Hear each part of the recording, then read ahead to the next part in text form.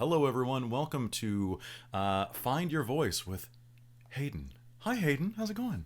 Hi, how are you? I'm good. I'm still kind of waking up a little bit, but we're here.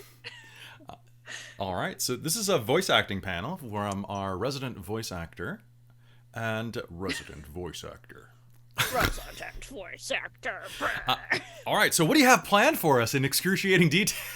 I have absolutely nothing planned, Kelly. I'm flying by the seat of my pants, my booty. I speak words for money. Are you wearing the pants? Thing is, I am. Oh. On a Zoom meeting. You're already ahead of me. I'm wearing shorts with pineapples shaped like skulls on them. So do leggings count as pants? Yeah, I was wondering about that one. In BC, okay, yes. I'm wearing pants. In BC, absolutely. And basically on the West Coast, Victoria. yes.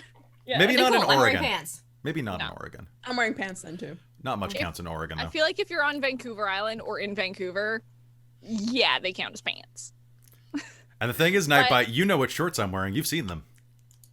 They're nice. I'll show you later. They're nice. Shorts are nice. If it was not cold, then I would, but it's cold. So no shorts for me. It gets warm in living room studios. That's fair. All right, second panel hype. So what's up? Welcome. Well, welcome to Find Your Voice. Just for a brief rundown for people who might not know what the heck I do. Hi guys. My name is Hayden Daviau. I'm a voiceover actor. I'm primarily known for the work that I've done at Funimation Entertainment. Best known for my work as Priestess in Goblin Slayer. I was Batard in Ulysses Jean d'Arc in The Alchemist Knight, Yasuko Koenji in The Helpful Fox Senko-san, which everyone should go watch. Especially during COVID, that show is the weighted blanket of shows, and I recommend it to everyone, not just because I'm in it. I love that show just in general. It is just wholesome goodness and really, really feel good.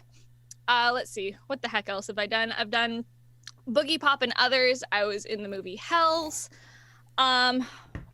I did some bits and stuff in Attack on Titan. I haven't got to die in the show, though, so... Well, then are you really in Attack on Titan if you don't die? Like, am I really in Attack on Titan? Like, you don't even count them. Does the guy who plays... Oh, God, it's been so long. The main character even count as a character because he hasn't technically died? He's been eaten by a Titan. Okay, maybe that counts. Well, does that mean that... Is Armin still alive? Because does that count? He count? Armin doesn't count anyway. Yeah. Let's see. I pulled up. I was in Glepnir as Izumi. Yes, I did pull up my own list because I don't remember a lot of what I did. Recently, I finished, sadly, and cried when I finished it because I cry when I finish all shows. I was in Our Last Crusade or The Rise of New World as Rien Vispose, and I love her. Rien is like cool battle maiden. I got to have magic, and it was great. So I have many years of voice acting and acting training, and so today I'm going to be kind of teaching you guys about vocal health, vocal warm-ups, and kind of going over how to find your voice, especially for character voices for D&D, because that's what we do here. Finding your character voices for D&D and doing it safely and healthily, because we all love to do the monster voice, and just like do the monster screeches, especially as DMs. Kelly and I know this. When you're doing like monster sounds or screeches or anything, you want to be able to do that safely. I'm not going to do them right now because I love my the dirty roommates... faces you give me in the middle of Rime on the Frost Maiden, Monday nights at 7 on Dork Tales, because I make those noises and you're like... like every time. It's that look because I can hear that you're coming from here and not from your diaphragm. But it's hard to come from the diaphragm when you're speaking like these things, you know. Yeah, but breathing from your diaphragm is going to give you the power to talk from your voice, and you're not putting all the power in your throat. So let's talk about that while I'm on the subject. Okay. So, everyone's like, breathe from your diaphragm. The best way that has been described to me, so I want you to picture a scrunchie.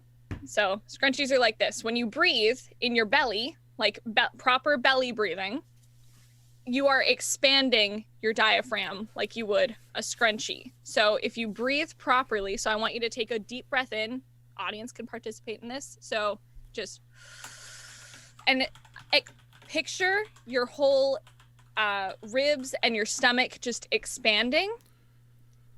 And then as you breathe out, just you're bringing it back in. So that is breathing from your belly and your diaphragm. You should feel something when you're doing that, shouldn't you? Yes. Like you should feel a tightening of muscle at the bottom of you, like where your ribs open up, right?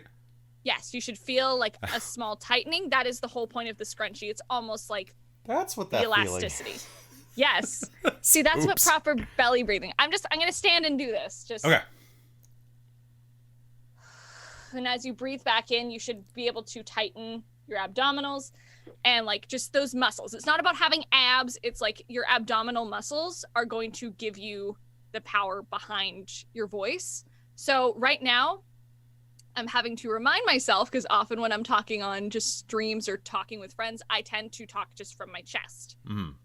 The importance in having that longevity as a voice actor and just as a player is to remember about vocal placement and just thinking about where you want your voice to come from.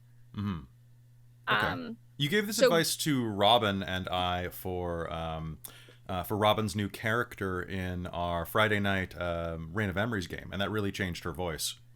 Yes. Also, the sighing technique that you did to lower it too, like just actually going, and I actually will do that now every time I'm like, especially at the beginning of the episodes, the past 2 episodes, I literally have myself on mute so I can just keep going, to bring it down, so then I can do the sultry Ivy voice, and that technique just. So can you explain that technique? I think you were about to touch on it anyway, but. Yeah.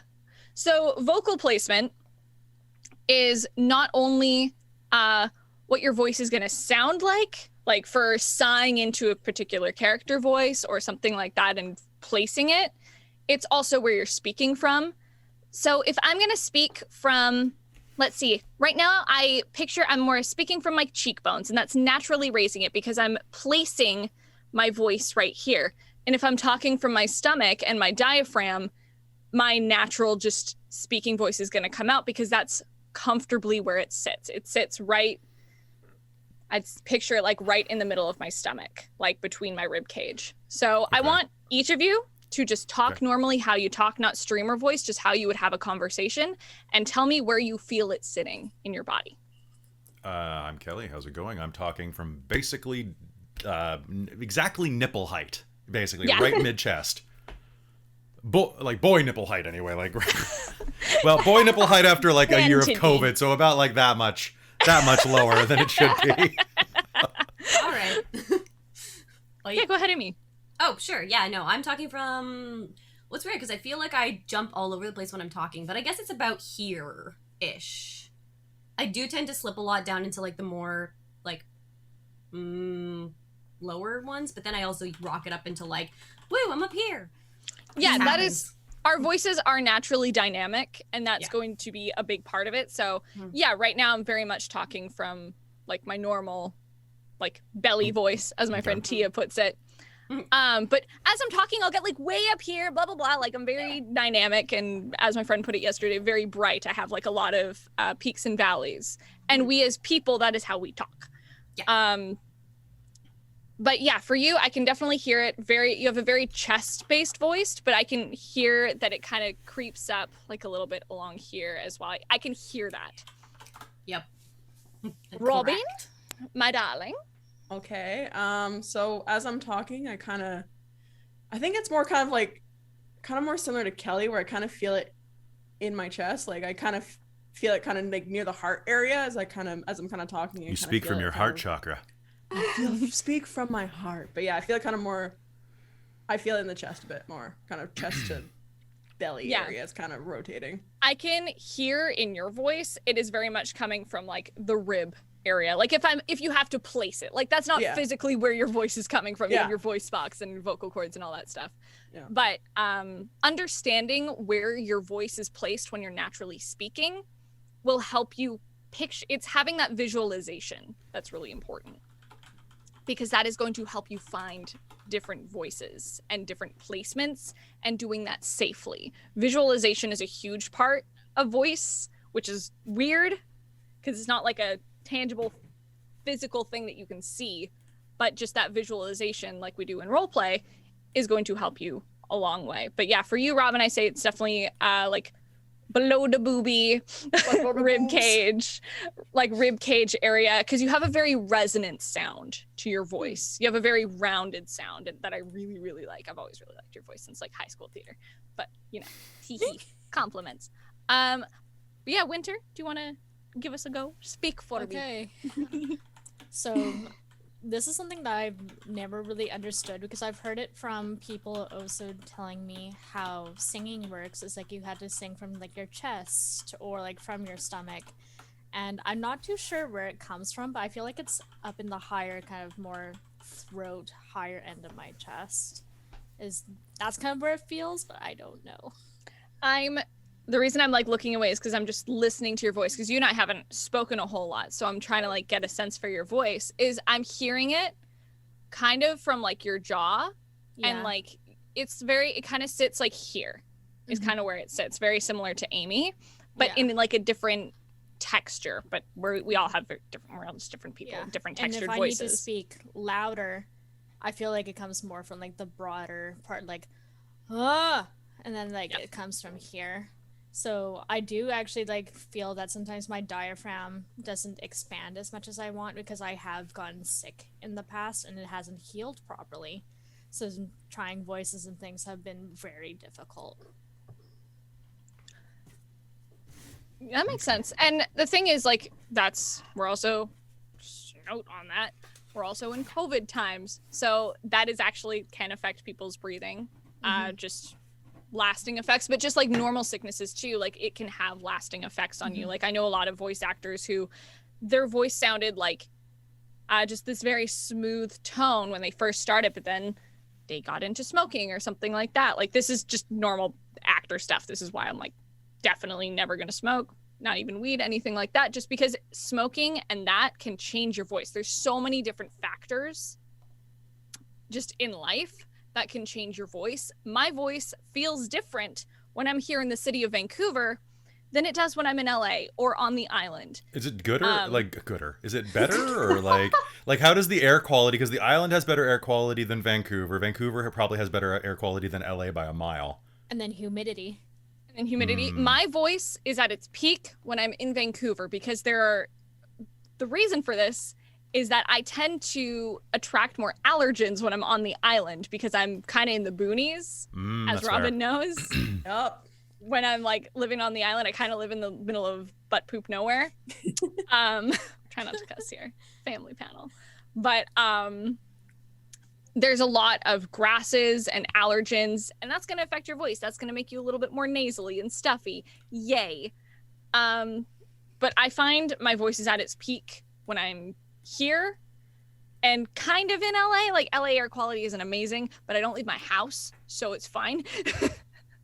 But no, Vancouver is kind of, so it's also the environment can change your voice a lot. But yeah, that going down to Caitlin. Hello. Hi, we've never met before. I'm Hayden. It's nice to meet you. It's nice to meet you. Yeah, so this is my normal talking voice. I kind of also feel it upper chesty. But yeah. You have like this really wonderful airy sound to your voice. It's like this natural sweetness to your voice that I really like a lot. I hear it very upper chest and almost a little bit in your cheekbones. And that's kind of where like that airy quality is coming from. It's almost like it's coming like up from your throat and through your cheekbones is kind of how I'm hearing it. Thank you. It's very odd, but I'm like, no. Yeah. I get it. No, it makes sense. Yay. But that's kind of figuring out where your natural placement is. And as we've been talking, I've been reminding myself, because I have a bad habit, I know this, of when I'm just talking with friends to start just talking like from right here from my throat. Which is why when you're on long Skype calls, I say Skype, oh my God. It's like Googling, we get it. Back in the day, we would Skype on our calls with our voice actor friends. I have Skype calls for work. Still. Dude, I use ridiculous. Skype for my sessions for the show I'm on right now. Oh, God. No. Yeah, we use, because that's how I see like my reference picture. Skype me, boomer. Oh, yeah. It's great. When I told my friend Logan, who records my sessions, that I was like, so I need you to reinstall Skype. It's like, why. It's like, because that's what they want to use. But anyways, that aside, that's a total aside. Vocal placement for different characters. Let's talk about that. So I recently taught a technique I think it was like after a rhyme session. Yeah, it was. To Robin and Kelly. This was taught to me by my first voiceover teacher, Kathy Westluck. She was Near in Death Note, Spike in My Little Pony, all that stuff. She's wonderful and amazing, and I adore her, and I miss her. Anyways, so it is a breathing technique. She was teaching me how to do little boy voices, which I've gotten to do a lot of since. I want to learn girl voice, so teach me this. Let's go. It is what I taught you guys before, but the opposite. Okay. So for getting lower, like what Robin uses, is windows, you're going to breathe into it. Shut up. I love you so much. I am speaking, sir. I'm sorry, sir. Yeah, dang freaking right. So it is a breathing technique where you are almost sighing into your voice. So my voice is naturally here. I'm trying to get it like a little bit lower. So it's going to be like almost picturing that downward slope. It's sloping your voice essentially. So picturing like a slide. So I want everyone to take a breath in from your belly. Just a you're going to breathe it lower. And I have you guys do that 4 times and see where your voice naturally wants to sit. So one more time.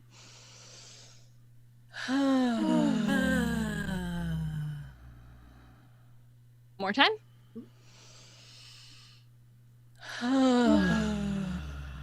And then naturally, your voice will be able to sit in that lower register. Yeah, I can kind of hear. You should be feeling it, and I should feel the what? more. And then you can naturally shut up. What should I be feeling? And then it gives you the ability to naturally speak a little bit lower and more comfortably because you're not forcing. Your voice isn't being forced into any place. It has been naturally kind of settled into that area. And for me, I play not that many lower voiced characters, but that is a general warm-up that I will do before D&D. That is another thing. I'm going to talk about vocal warm-ups for D&D. But before D&D, you want to warm up your voice and you want to do your lip trills and your do-do-do-do-do-do-do-do, all that kind of stuff. Or as my, I think Robin remembers this one from Anna in high school. It was many, many, many, many morons. Yep. Oh, that's good. Hey. That was Many morons. many morons. We would go up and down the scale doing that. So what does everyone sound like when they're deep in their voice like that? Like if you still have that held right now, I'm just curious what everyone's going to say. It's like, this is kind of where I'm settling after that. Mm-hmm. Kind of a bit deeper. So everybody else, can everybody else sound off real quick just so that I can hear? I'm curious. My voice is like down here, and I feel like I'm ready to start reading in a podcast. You sound like you're on NPR.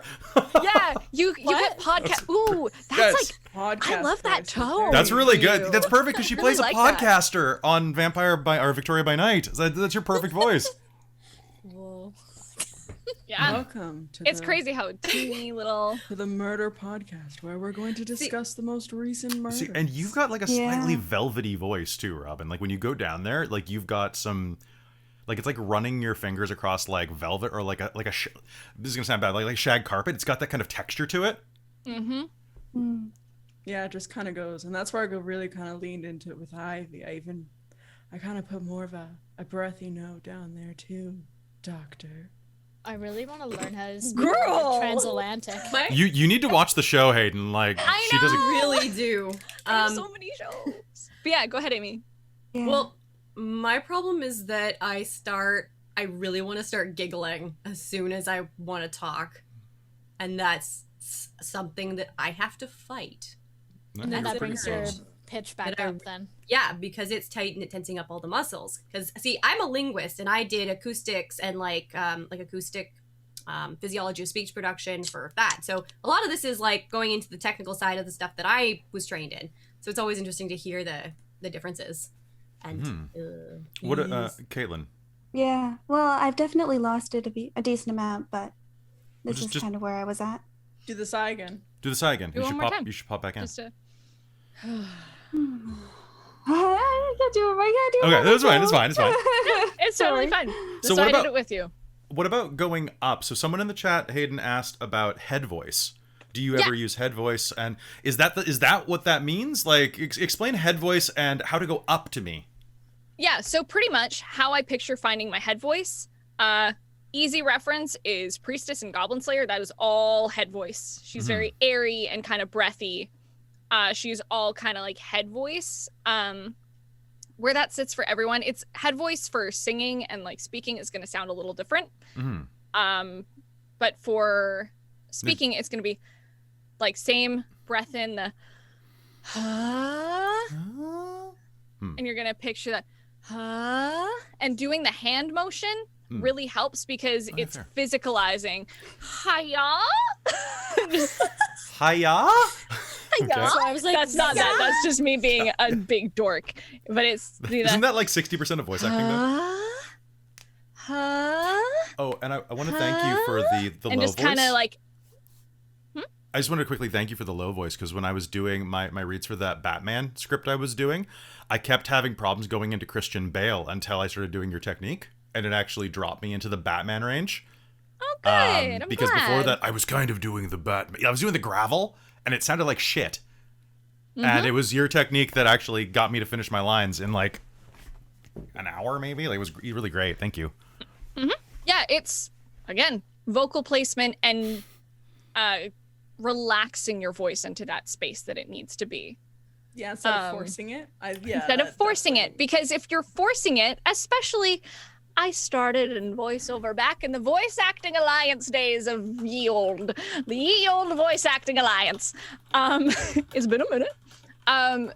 But you could hear everyone trying to do their forced "Hi, I'm a little anime girl" impressions. We've all done it. We all do it. I do it for fun. But it's I get asked to do the uwu to ara ara thing all the time, and that's my favorite thing to do because it bothers my friend Carrie. Because it's same. I can go from "Uwu to ara ara." So Anyways, I know we're on head But yeah. voice for a little while, but there's another question that's going to be interesting to come up, which is how do you feel about using vocal fry when already deep? Does it sound too unnatural? it depends how you're doing it. Vocal fry, I don't always agree with it. What is vocal for a fry? long- I was gonna Vocal say, fry what is is vocal fry? Kind of like gay panic at Hayden Swap. You're welcome. That's my goal is to cause gay panic. Oh, don't worry. Nightbite's already well in that realm. Anyways, Doing crimes. vocal fry is kind of like when you're like adding like a little bit of like extra texture, but you're like doing vocal fry. I do it a lot. If I'm playing like little boys and stuff like that, it's like finding that natural place, and it's almost like you're squeezing your throat. So is that But you why can- this morning I woke up with this hurting?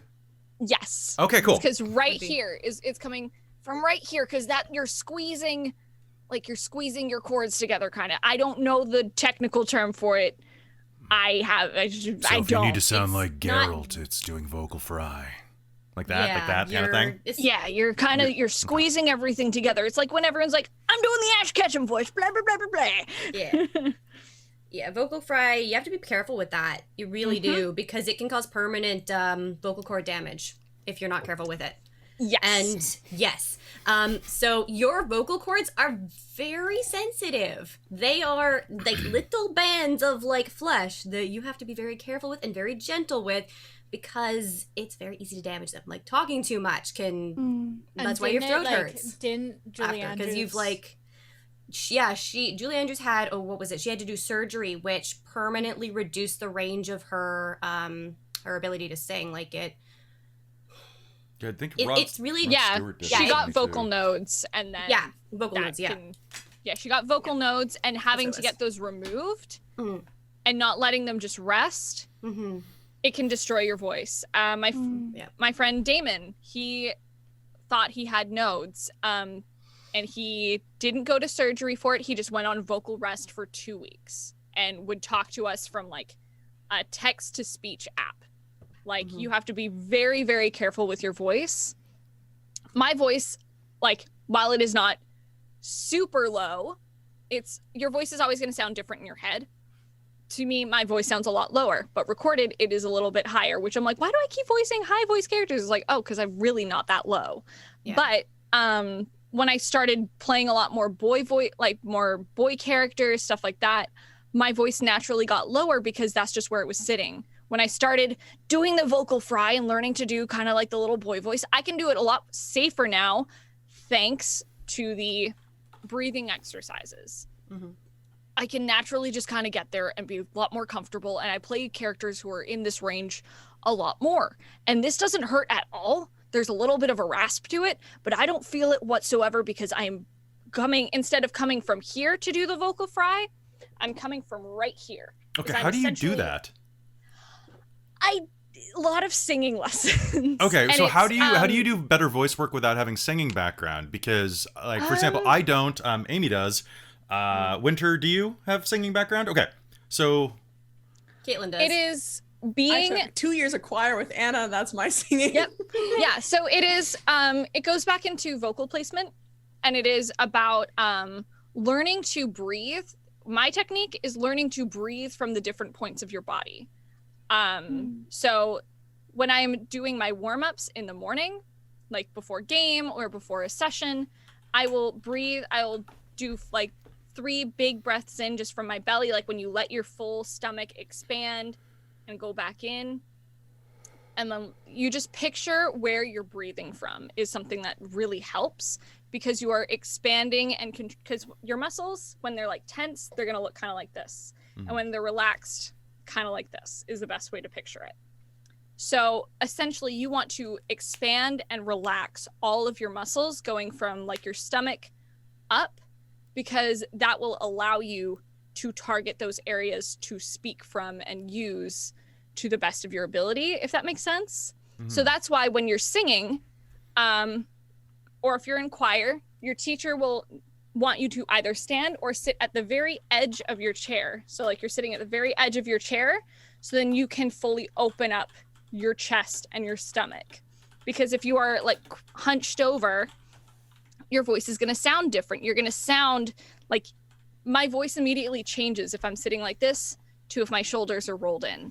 It's fair. You can it's a very subtle thing, but you can hear it. So being able to change your voice without singing background is learning to target those areas. It does not come overnight. It's a lot of practice. So if I'm going to talk from my chest, I'm going to sound naturally a little bit higher. I feel it's sitting kind of right here. And as I go a little bit higher, like right here, like picturing right beneath my cheekbones, I'm going to sound a little bit higher, a little bit breathier. And then I'm going to get a lot higher if I'm talking like right from, I picture this is kind of like right in my temple. So this is where I would talk for like Goblin Slayer. It's a lot higher. And then slowly just kind of picturing it going. And you don't feel any pressure on the back of your throat or like this upper area when you're getting that high? No, because it is belly breathing. I will go back to this every single time. Belly breathing. If you are talking from your stomach, you are naturally being able to push the air up into, and you're kind of rest your vocal cords into those areas. That's why when you do choir, you are going to be doing choir or like vocal warm-ups. That's why you do the now, and you're doing those, and you're opening up all those different pitches in your voice. Can I ask you a question? Like yes. A more everyday use of that. So I have a bunch of friends who are trying to naturally raise or lower their voices because to better fit with their identities, basically. So that seems like a technique you would use for performance, but would you use the same thing if you were trying to raise your natural voice in day-to-day life to try to better fit how you need it to sound for yourself? Or is it won't tire you out? It won't. Should you do sit-ups to build your abs a little more? Like what should you do for that for daily use?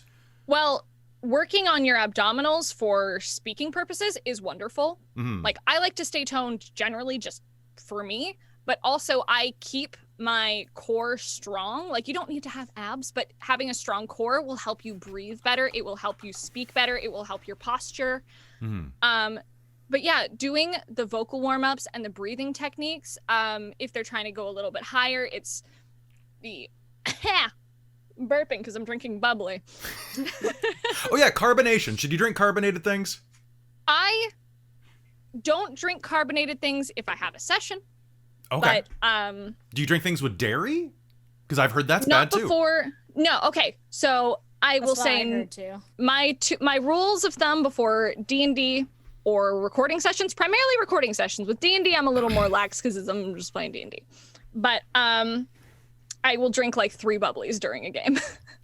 But if I have a session, I will not have dairy that day before my session. Happily and like enjoy it afterwards. And I will not have carbonation.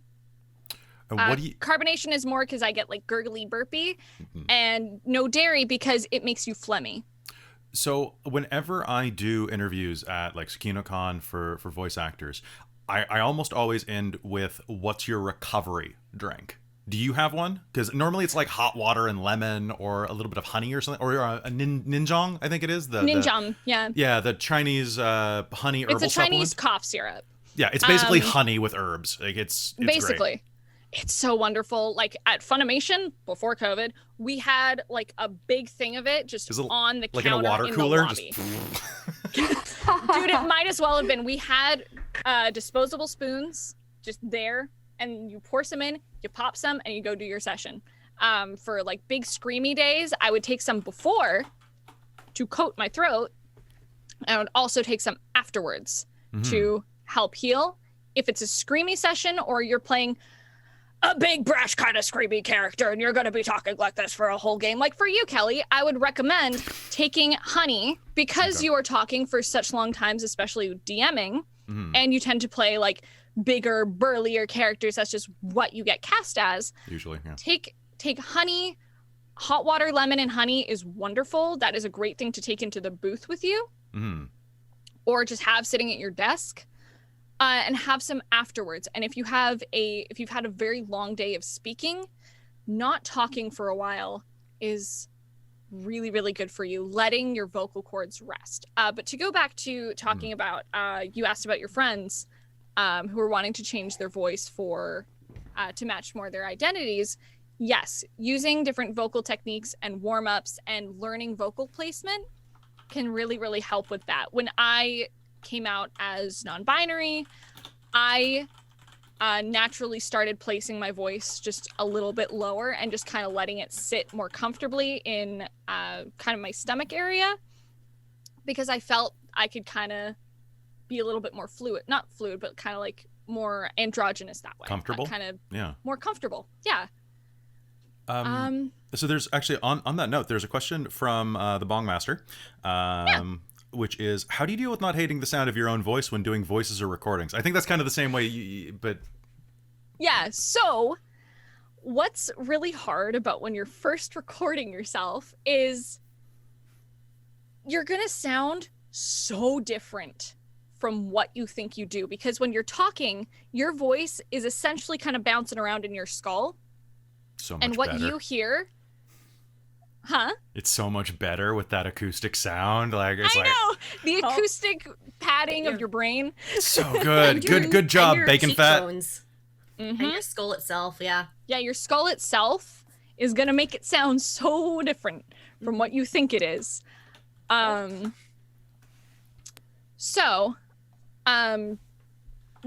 Just you kind of gotta learn to accept your voice, but get used to hearing it. So a really great way that I recommend we get the question on every panel I've ever done, how do you become a voice actor?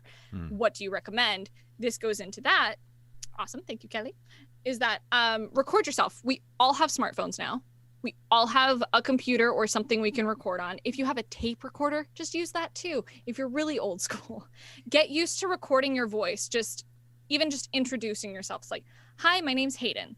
And just say different things just in your natural voice before you even try to do other voices. Because until you really understand how to use your natural voice and where it naturally sits, you're going to you're going to kind of like hate it for a little while, and you're going to think it's like, this isn't at all what I actually sound like. Like when you hear it recorded, it's almost you kind of just have to learn to accept that you're not going to sound at all what you think you sound like. When I was a kid, like this is all pertains to this, we did, they essentially had us do audiobooks to learn to read out loud. Like we would record on a tape recorder at my school and we would read out loud.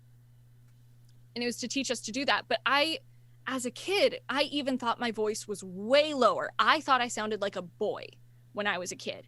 And I was like now, non-binary, I don't give a crap. But little kids You were like, half no, right. I need to... I mean, I was almost right. You're almost right. But, You know, I was rightish. almost right. But I was like, but I sound so much lower. Why do I sound so high pitched on this recording? That doesn't make any sense. That's not what I sound like. And it's accepting the hard truth and learning to not hate it. There are some days where I still hate my voice. I hear my voice back all the time. And there's sometimes where I'm like, nope, I don't want to listen to me anymore today. Like doing auditions, I hate editing my auditions because I have to listen to me all the time. I don't want to listen to me. It's a whole thing. Sometimes you're just not going to want to listen to it, but just learning what your voice actually sounds like will help you kind of understand your voice and you will hate it a lot less. It's kind of like writing in that way. Like you're always going to hate your writing, so give it a little bit of time or just overexpose yourself to it till it's just words. I find that like I used to have a lot of issues watching myself, like seeing myself because of, body dysmorphia is a great thing, with all that stuff. And also hearing yourself, but overexposure through 3 years of streaming. And most of the cast, I'm an extrovert, but most of the people in Dork Tales are introverts. And just overexposure to being on stream means that even some of our shyest people are like, yeah, I think I'm gonna do like a winged eyeliner tonight, and I'm gonna be playing a guy who talks like this, and this is Caitlin or something like that, right? With like looking kind of like a member of Kiss, going and like and you just kind of get into it, and you overexpose yourself. It's what's the term for that? It's I guess it's just exposure therapy. Like you just force. You do it till you like it, or at least you don't hate it. I hated it so much. The beginning I could not. I told Kelly, I was like, tell me how my mic sounds, because I can't touch this with a 10-foot pole. Like you got to be able to do your own stuff. You got to be able to do your. Oh, I know. And I did it, and I was like, But when you got us to do the that audition tape thing for Emery's, that just never I didn't get everybody's in, unfortunately. That helped me. That okay. helped me so much, actually, like just listening to my sound of voice, and actually helped me do Ivy as well, because just like the first time you hear back, you're like, I hate this, I hate how I sound, but then you keep doing it, you just kind of force yourself to get over it, and like, okay, now I need to change this now, and you kind of get into that work mode instead of just criticizing yourself. You just make it a thing. And the chat is blowing up right now talking about work voice versus personal voice. I was like, my phone versus my customer service voices, those are completely different people. So my friend Aaron's in the chat. I have Aaron. Which one's Aaron? Frozen Frost. Oh, nice. I like Frozen Frost. He's from Net 19 as well. Yeah, I follow them. Yeah, Aaron's a good boy. What were you saying, Winter? So I work with kids as my career, so I'm a before and after school care provider. So I go from my really sweet, oh, come here, sweetie, you're doing okay. And if I had to yell across to the other and be like, Brandon, stop. It's so good. I love it. I used to work. I used to do a lot of hotel work, right? So I would do the reservation line. I've had people press buttons to try to bypass me before, because it would be like, "Hello, thank you for calling. Thank you for calling the Starstruck Hotel. If you'd like to make a reservation," and they beep. It's like, no, hello? I'm a person. No, and they'd be like, operator, and I'd be like, no, I'm a real boy. Yes, operator speaking. Because you get into that pattern, right? And we had a script we had to memorize because we were a luxury property. But hello, thank you for calling the Starstruck Hotel, the award-winning place on Vancouver Island. And like that, and I just kind of would just get into it, right? Anyway, welcome to Shadow to Charms. I'm Robin. I'm going to be your tour guide for today. How's everyone going? Beep. Yeah. Beep, beep, beep, beep, beep. No. Skip this. So we've got about time for one more question, and there was one that was good in the chat that I think would be quicker to answer. Do you mind if we jump on that one? Sure. Ask away, my boy. It was, I hate my voice. It's nasal. I'm going to paraphrase because it was skipping. My voice is nasally. How do I fix that? So how do you move if you naturally speak kind of out of your nose? How do you move out? Do you just the same way? Do you? Ooh, honestly, kind of goes back to what I was talking about at the beginning. Like, the thing is, accepting where your voice naturally sits. It's just kind of accepting where it sits. But if you want to train your voice out of that and to learn to speak from a different place, it is about learning to speak and breathe from different areas. For nasal, like, you can feel it. Like, if you do it, you kind of can feel like the vibration a little bit, like right here. And then so if you're going to want to get out of that, the breathing technique helps me immensely if I'm trying to kind of get it. So it's like, and what I would recommend for that specifically, because if you're feeling it right here and that's where you're speaking from, breathe out from your nose and kind of and breathe it, almost picture it breathing into a different area and a different place in your throat or in your body. Does that kind of make sense? It does. Well, you could also learn a language that has a more nasal quality and just speak in that, because if you speak nasally in French, mwah. There you go. I mean, no, seriously, like, people sound completely differently. Like, when I lived in Japan, my Japanese speaking voice is really cool. Like, but it's a completely different person. Yeah, like, that's true. It's so my weird. Japanese voice is like up here. Right? Generally, Japanese is one of those yeah. voices where you tend to go toward an extreme really easy, where it'd be like, Dorking out in chat.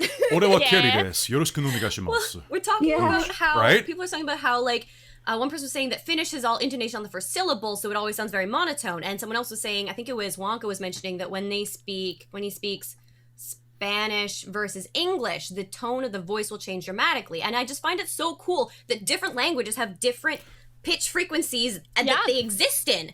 And that's just a feature of the language. And some of them, like how we have like vowels will change the meaning of word. Like cat and cot are two different words. Some languages will have pitch within this vowel change the meaning of the word. Like I think it's Mandarin does, I think. My Japanese is like it's all so cool. front.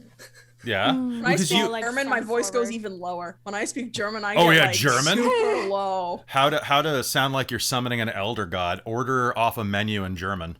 Yeah. Also, like where the Frankenfurter. consonants are like, we might not register that they're a different sound, but we're actually probably, like, what usually is happening is that if you're speaking a different language, you're using different parts of your speech apparatus, your vocal tract, to say those sounds. We just aren't thinking about it because we know how it's supposed to sound. We're not thinking consciously about where the tongue is placing within the vocal tract. Yeah, one things Wonka just pointed out in Spanish, all the R rolls and things like that. Yeah. as yeah. well. That's why because I struggle with Spanish can't- because I can't roll my R's. I can't and do it. Alejandro's been trying to teach me Spanish, and I'm like, So hard. I can't. I can't do it. My tongue physically will not do it. Like, just there's so many like saying jokes. words There's in so other many languages. jokes. Yeah. Yeah. Shut up, Kelly. I'll hear you. But the thing is, with Italian, because it's not a lot of like rolling the R's, it's like a lot slighter. When I speak Italian, it sits in a totally different place in my voice. I can't just produce Italian words. But when I was in Italy, I noticed my Italian voice is like right here. I can speak It's Italian. crazy. It's pretty easy. You just gotta put the. You It's got a me, the Mario. Oh my god. Listen, I saw people do this when I was in Italy. They do. Like, it comes. Those They Oh things. my talk God. with their hands. So okay, so this is a bad joke, but I'm sure I'm part Italian somewhere. How do you I forget the exact phrase. I think it's like, how do you gag, or how do you stop an Italian from speaking, I guess is the easy way. You handcuff their hands behind their back. Yep, I know that. That's terrible. Awful. I know that. But it's cute. It's a cute one, right? It's one of those ones where it's like, oh, okay, fine. So I think that's all the time we have for this one. We got to go set up for the craft panel, which is going to be amazing craft stuff coming in from Strange Brew Tabletop. Some stuff coming in from James is going to be there. Death Ray's going to be there doing some stuff, and Bunny Hearted is going to be there talking about crafting as well. So it's going to be really good. Hayden, thank you for giving us this hour of your time. Yeah, of Thank you course. so much. Oh, I You- love you guys fun so much. and Thank you for helpful having me and do this. informative. You are Yeah, amazing. no, honestly, you're amazing. No, you're amazing. Hold on. You're also amazing. You're Both of you are amazing. Speaking from my diaphragm. You're amazing, Hayden. I can't do it at the top. Like, you're amazing, Kelly. Oh God! Ow! Yeah, Kelly, I love you so Yeah. much. You're amazing, Hayden. You're so good. Yeah, practicing I those love higher this. registers is it's like Well, it's all, I was it's all watching- in the it's all in the core. It really It's all in is. the Like, core. yeah, like and sustaining that. It's like gotta work it. That is my homework for all you guys. Practice speaking from your core. Not only will you get more volume, you will have more longevity in your voice. Like I just reminded myself to kind of speak from my core now, and I'm like, oh look, I feel a lot clearer, stuff like that, all of that goodness. So that is my homework for y'all. Amy. Okay. I was just gonna say, like, also stretches, like stretching, like doing actual physical full body stretches when you're gonna do like anything with voice related, because tension wrecks ya. Before my session, like 2-3 days ago, I was like stretching. I was like leaning down, touching my toes, leaning back, doing the side stretches because you want to open all of this up. And stretching before you go to bed will help a lot. It will help you not actually have as much morning voice because your body was relaxed before you got up. And when you get up first thing in the morning, do even just some light stretches and it will open up everything and you won't have kind of a morning voice or whatever, which you still will, but it will help reduce that. And that is my key for if you have morning sessions or morning games. Also, if you want to sound like a badass, this is just something I recognize from weightlifting. If you have the chance to weightlift, do something called pectoral flies with dumbbells. Basically, you lay on a bench and you lift weights by reaching behind you and just pulling your chest together. Holy crap! You'll talk deep and your chest will be really loose. It's great. Plus, you get big pecs. It's nice. Anybody else want to say anything on the way out? No, this was really informative. I want to try. I want to hear your podcast voice more thank often. you so much. Yeah. Podcast. Oh no. Podcast voice. Oh no. Oh no. Oh no. So, hey, thank you so much for tuning in for this episode. If you enjoyed this and it was informative, definitely give everybody a follow. Hayden does a ton of stuff on their channel and is going to be doing more stuff soon. And also does a lot of stuff with Nat19 Official and also with Dork Tales and might actually be in a couple months running a game on Dork Tales where I have to figure out what color tiefling I'm going to be. Dude, I challenge you to body paint that ish. I'm body painting, wearing a wig, horns, and a cowboy hat, I'll have you know. And I've got to figure out what I'm doing about the facial hair. I actually got to figure out how I'm going to do body paint and facial hair because I don't necessarily want to shave this because it looks better. No, but you should make it point. You should make it point. I have curly hair. It doesn't really work. Anyway. I'm going to send you a picture of the beard I need you to have. And that is my request as your DM. All right. We'll see what it's like. We'll see what it's like. All right. So that's going to be Thank it. you guys. Give us a follow, and don't forget that this is trying to raise money for the Extra Life Charity for Children. It will. And I'm not gonna. Wow. Oh, I already used Beard Max Nightbite. You know that. We've talked about this before. Anyway, we'll be back in 10 minutes with the crafting panel. See you soon. Bye. Thank you guys.